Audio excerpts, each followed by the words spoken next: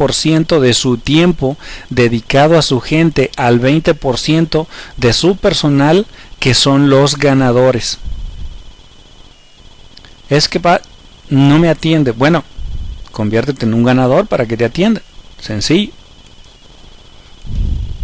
Número 3. Invierte el 80% del dinero dedicado al desarrollo del personal en el 20% de su personal ganadores. Otra vez la regla aplicada. ¿A quién crees que necesitamos capacitar más? Pues obviamente al 20%, que son los ganadores. Determine cuál 20% de trabajo da el 80% de resultados y capacite a un asistente para que haga el 80% de trabajo menos efectivo. Esto liberará al ganador para hacer lo que hace mejor. ¿Me explico? Normalmente los grandes ejecutivos en las empresas obviamente tienen asistentes. Los grandes ejecutivos son los que desarrollan el 20% del trabajo que genera el 80% de los resultados, y los asistentes pues obviamente se dedican al resto. Número 5, pida que el 20% de su personal, que son los ganadores, que influyan y capaciten al siguiente 20% de los mejores de su personal, que vienen siendo los influenciadores de la organización, y se duplique el método 20-80. Otra vez, no nos enredemos. Pida que el 20% de su personal, que son los ganadores, que influyan y capaciten al siguiente 20% de los mejores de su personal. Estos se convertirán en los influenciadores de la organización y se duplicará el método 20-80. Ok, vamos a pensar otra vez. Tú tienes 100 personas, tú eres el líder.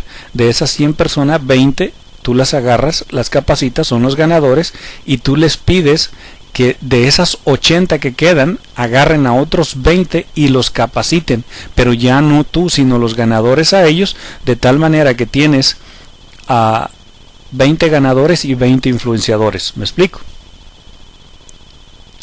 Ahora bien, bueno, sería un poco menos, porque el 20% de 80 que quedaba sería 2 por 8, 16, serían 16 personas.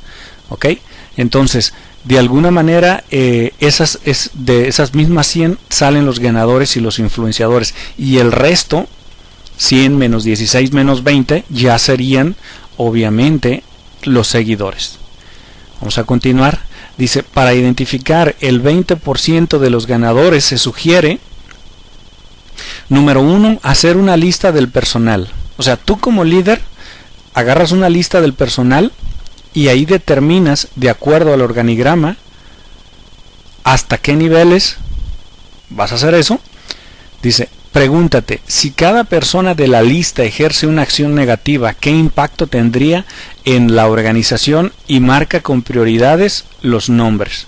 Ok, entre menos acción negativa ejerza, bueno, esa acción negativa, entre menos impacto tenga en la organización, obviamente pues esa persona no será considerada como ganador.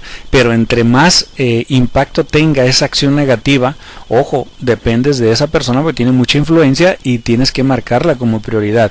¿Para qué? Para que determines que esa persona debe de formar parte de tu equipo del 20% de ganadores. Repita el proceso hasta quedarse con el 20% de los de mayor impacto. Estos serían los ganadores, como lo acabamos de decir. Número 4, para ubicar a los influenciadores de la organización, se hará de la misma manera con el resto de la lista. Ok, vamos al punto número 3 del proceso de liderazgo, que viene siendo capacitar y dejar que actúe el personal. Tal como lo hemos comentado, uno no puede lograr el éxito solo. Hay que compartir la visión. Aún más, hay que aprender a capacitar a los demás para que actúen. ¿Y cómo se logra? Número 1, desarrollando buenas técnicas de comunicación. En la mayoría de las encuestas que se hacen a los líderes de negocios sobre cuáles son las cualidades más importantes de un líder, una de las que más destacan son las técnicas de comunicación. Solo los hombres y mujeres capaces de comunicar sus ideas de modo efectivo